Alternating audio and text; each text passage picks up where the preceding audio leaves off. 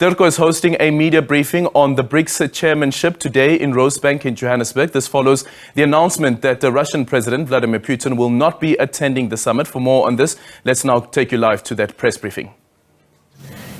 In the global community, so that collectively we can find a solution to a war that has huge ramifications for not just the issues of food security, but also a new nuclear race, race to the bottom.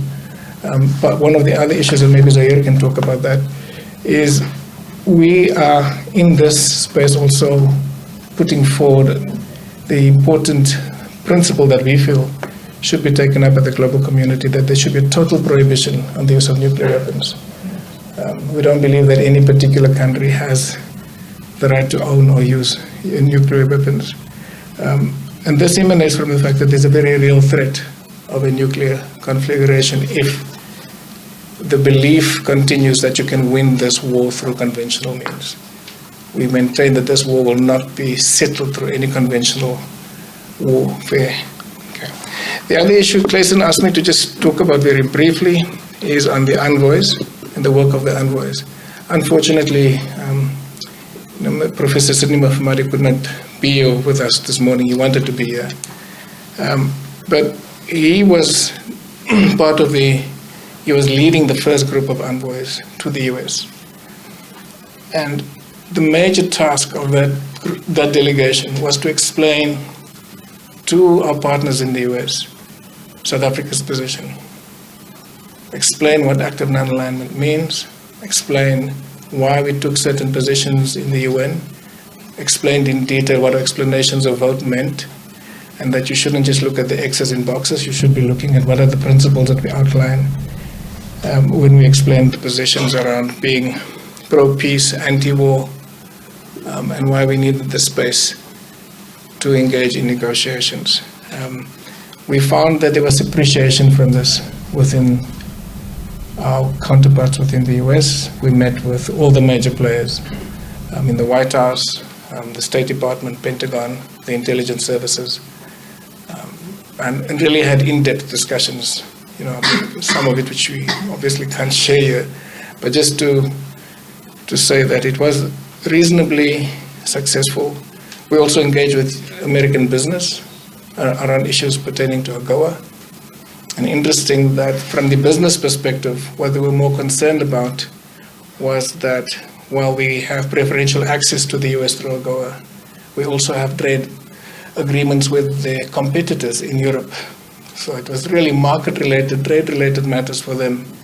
And we then wanted to ensure that non-trade-related matters then impact on the manner in which AGOA is discussed going forward.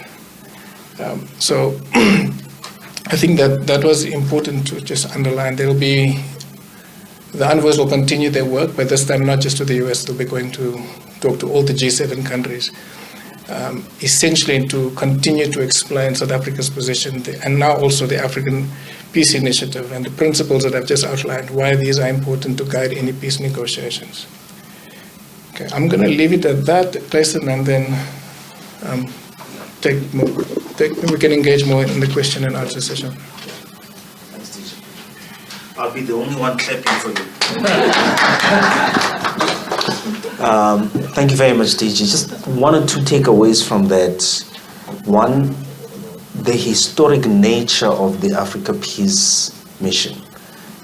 I don't think there is a time in history where you had a group of 7 African heads of state intervening in a conflict outside of the continent. So this was historic, one. Two, the active non-aligned position that South Africa and a few other countries took has now been vindicated in that it has allowed South Africa to have convening powers. The G7 countries now acknowledge this.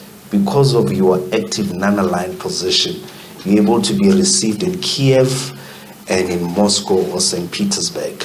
Some of them can't be received in those 2 capitals because of the positions they've taken. So our position, which was initially criticized, has now been vindicated because now we are actively part of moves to find a solution to this crisis. Being invited as an African country to the meeting in Copenhagen by the G7, including Brazil and India in that meeting and Turkey, is no mean feat. So I do think that these are matters that require reflection, even by analysts. And I'm glad, DG, that you touched on the work of the Special Envoys of the President, which continues to be ongoing work. Zahir, you want to comment? You will take questions. Okay, excellent.